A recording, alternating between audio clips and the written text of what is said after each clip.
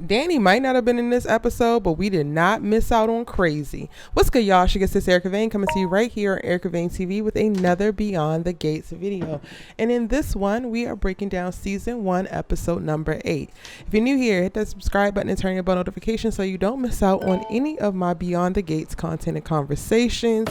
And y'all, we're gonna go ahead and get in and get out because this episode was probably one of my least favorites, but it was not a bad episode. It was just missing my crash out queen because she was at the spa getting distracted and rubbed on and taken care of so we can keep her out of the public eye and a line of fire for any fallout from what was going down when she decided to pull that gun on Bill and Haley. Also missing from this episode were Bill and Haley. But with the absence of the power chaotic trio, we were able to dive into the storylines of some of the subplots that have been developing from the very beginning. Namely, Eva, who started her first day today working as Nicole's assistant, sitting in for Laura as she recuperates from her terrible accident. And Eva's a mess and a half, and I want to have empathy for her because it definitely feels like her mother has been telling her lies her entire life. Her mother has groomed her to be this vindictive, manipulative, just weird girl that's out for blood, out for vengeance for a man who doesn't even know that he's your dad.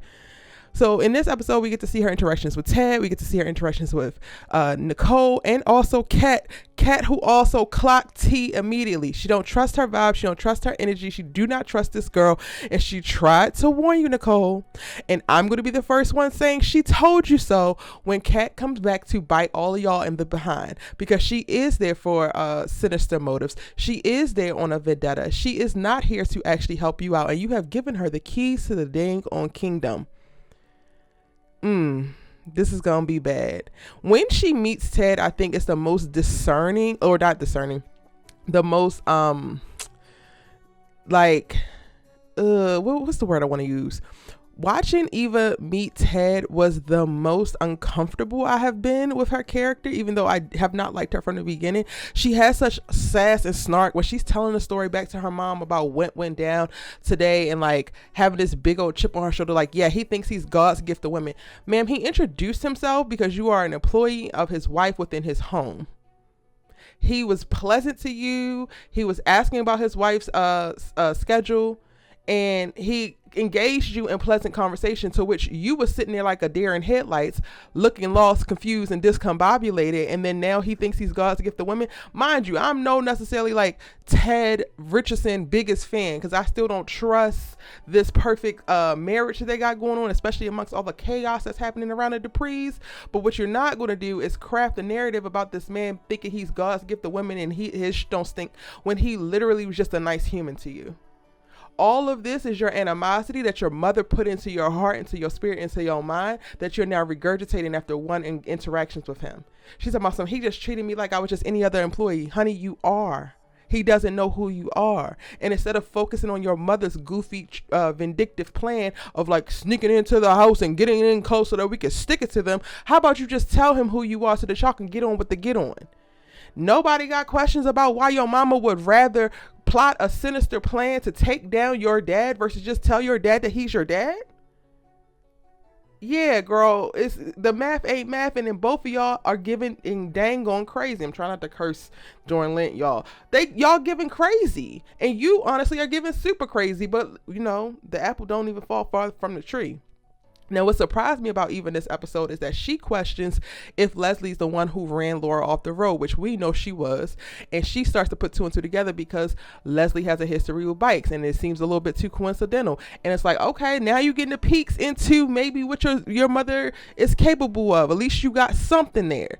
Now, Leslie quickly like explains it away and kind of like shames her into thinking that she should not be thinking this about her mother, and she could never do that, even though we know that she did that. But at least the seeds are actually there, because maybe she can turn the tides. But I'm hoping that Kat finds her out before then and gets her up out of there, so that if she's trying to throw eggs or burn down the house, throw eggs at the house or burn down the house, she's going to have to do it from outside because she's a little bit too close for comfort right now. And Nicole is going to take a tumble. Now, again, the Cat tried to warn Nicole, and Nicole's like, well, girl, you're not the nicest, and you were given a elitist, and I ain't raised you to be that, which all sounds fine and good because Cat did frame it in a very materialistic way. But Cat is also right, Miss Girl.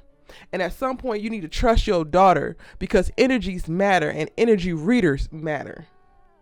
Now, I don't really care about Vanessa, the real estate agent, but her husband, Doug, clearly they on the rocks. They playing like they good. They playing like they love each other. She's playing like the dutiful wife that's sitting in the corner waiting for him to get his shit together and his schedule to calm down because he's a doctor. Meanwhile, he got a whole gambling problem. He done racked up so much debt that we don't even know how much it is, but clearly it's big because when he asked his homeboy Randy to try to go to his boss to get him more money, he's like, do you want us to keep our knees or no?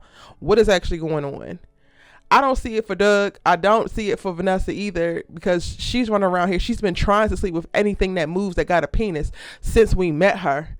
So she already was giving shady. So when I found out that she was married, I was like, Miss Girl, are you that sexually deprived? Like, divorce exists, amicable divorces exist, and you could go on and slide up and down any pole that you want to. But right now, within the sanctity of y'all marriage, unless y'all have an open marriage, which we don't know, this is giving stank and he is giving ridiculous. Y'all need to figure it out, but also stop taking up so much time on screen. Now, I love that Mona, while in conversation with Leslie and Ashley's mom, she's able to stand 10 toes down and like she supports Nicole, and she don't like them laughing about the Dupree family struggling behind, Dani pulling the gun out and all this kind of stuff.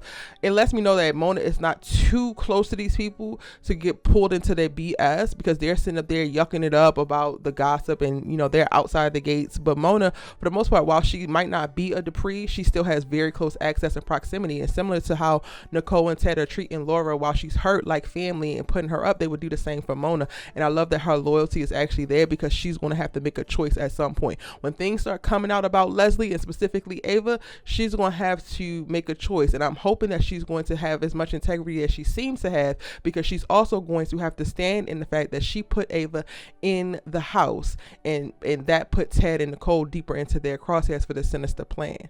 She's going to kick herself about it. She's going to be mad about it, but I think that she will take responsibility for it, and I cannot wait to see that.